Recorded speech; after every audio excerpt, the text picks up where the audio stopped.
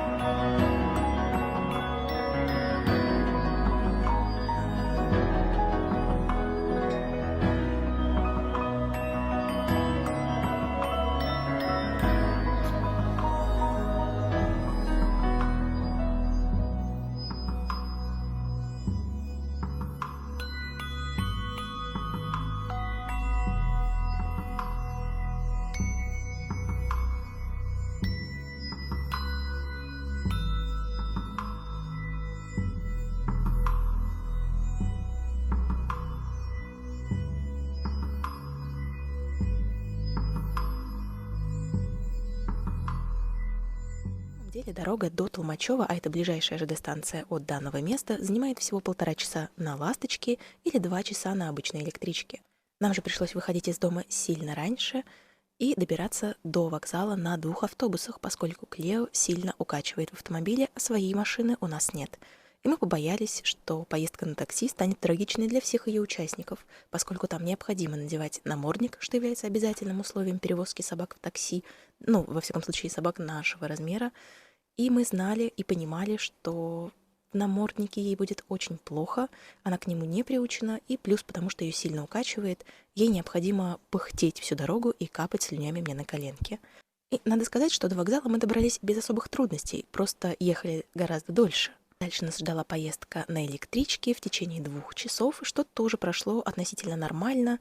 Клео спала, мы занимались своими делами, народу было не очень много, и все было хорошо. Однако в Толмачево нас встретил проливной дождь, а до базы нам нужно было идти пешком. И изначально я думала, что это займет около 20 минут. Однако я не учла, что здесь есть база отдыха, а есть дом отдыха, которые называются одинаково. И, конечно же, я посмотрела неверно, и дом отдыха был ближе, а нам нужно было идти дальше. Поэтому мы шли примерно 40 минут и добрались до места уже изрядно промокшие. Надо сказать, что с погодой в принципе происходит что-то невероятное. Дождь, тучи, солнце сменяют друг друга с поражающей быстротой, я бы даже сказала, с завидной. Но мы стараемся не унывать и ловить как можно больше солнечных мгновений, выходить на улицы и больше гулять именно в солнце. Хотя, в общем-то, и в дождь мы тоже выходили, это нас не сильно смущало.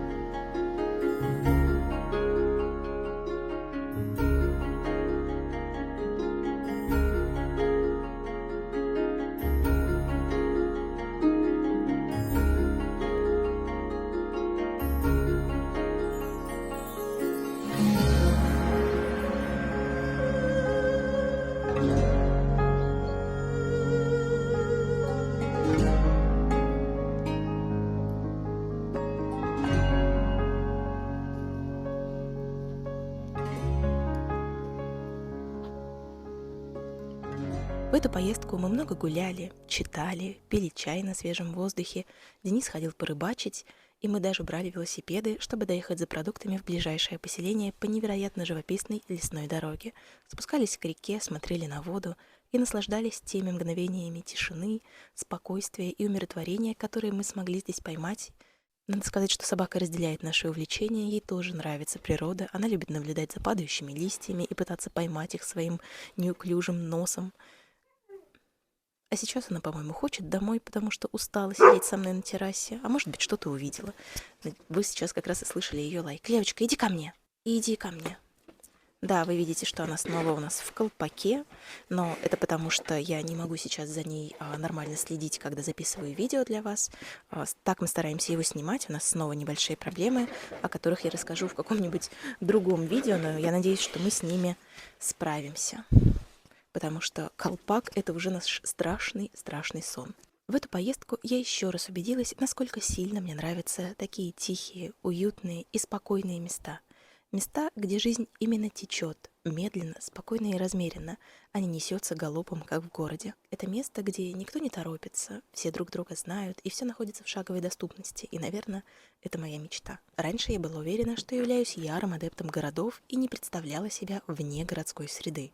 Однако, чем старше я становлюсь, а возможно, сказались подростковые годы, проведенные в Выборге, также маленьком и небольшом городке, однако я замечаю, что все больше и больше тяготею к более медленному темпу жизни, к более спокойным местам, не перенаселенным, где ты можешь побыть в уединении и в одиночестве. Кто-то скажет, что это немного странно для молодых людей, поскольку нам всего 23-24 года, думать именно таким образом, но мне кажется, что это склад характера и то, что близко твоей душе.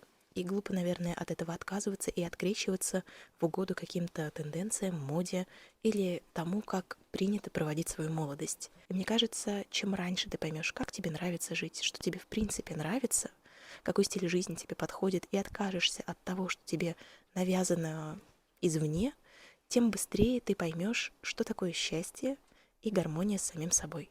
Большое спасибо за просмотр. Я надеюсь, что это видео вам понравилось. И не прощаюсь с вами надолго. Совсем скоро мы увидимся в новом видео. Так что до скорой встречи. Всем пока-пока.